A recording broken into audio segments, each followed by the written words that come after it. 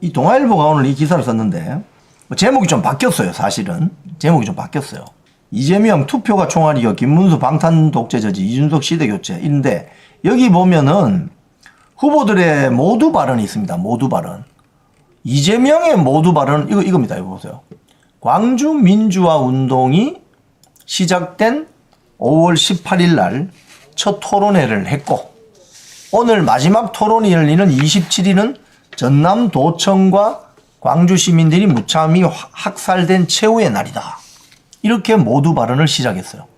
이건 준비한 모두 발언이죠. 그러면서 윤석열 정권의 내란 이렇게 연결했습니다. 즉 이 광주 민주화 운동에 대해서는 여러분 이미 헌법, 그러니까 광주 민주화 특별법에 따라서 대한민국 헌법은 규정을 했습니다. 민주화 운동으로. 자, 그런데 사실은 이 광주 민주화 운동을 현장에서 몸소 겪은 광주 시민들은 굉장히 트라우마에 시달려요. 사실은 여러분.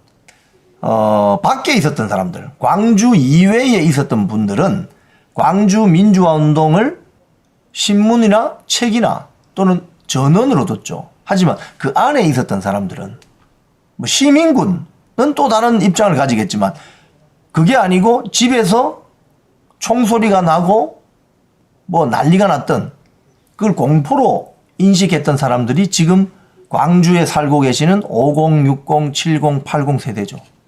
80년이니까 그게 80년이니까 제가 초등학교 4학년쯤 될 겁니다 아마. 그러니까 광주 민주화 운동 그 사건을 몸소 겪은 사람들은 트라우마를 갖고 있습니다. 그런데 이재명 후보가 오늘 자기의 모두 발언에 광주 민주화 운동을 이렇게 쭉 적시하면서 모두 발언을 한 거 왜 그렇겠습니까? 광주 호남 지역의 표심에 호소하고 있는 거죠. 누굽니다. 그렇지 않겠습니까? 지금 선거 앞두고 있는데 여기 지금 웅변대회 하는 거 아니잖아요. 웅변대회 하러 나온 거 아닙니다. 이재명 후보는 표 얻으려고 나온 거예요. 이 토론회에. 근데 왜 광주 민주화 운동을 콕 집어서 이야기하느냐. 마산 민주화 운동도 있습니다. 3.15 부정선거 마산. 또 대구에 가면 또 사건이 있어요. 여러 전국 지역에 다 그런 사건들이 있어요. 해방 이후에. 그런데 굳이 콕 광주 민주화 운동을 콕 집어서 이야기한 건 왜일까? 선거에서 어떤 전술일까? 광주 호남 지역의 표심에 호소한 거라 볼 수 있죠. 모두 발언. 자, 그 다음 김문수 후보는 뭐라고 했느냐. 김문수 후보는 적반하장이라는 말이 있다. 적반하장이라는 말이 있다. 도둑이 경찰봉을 빼서 경찰을 때린다는 얘기다. 세상에 많은 독재가 있지만 주로 국민을 위해 독재한다고 한다. 그런데 범죄자가 자기 자신을 방탄하기 위해서 독재를 하는 방탄 독재는 처음 들어본다. 이 이재명 후보를 겨냥한 거죠.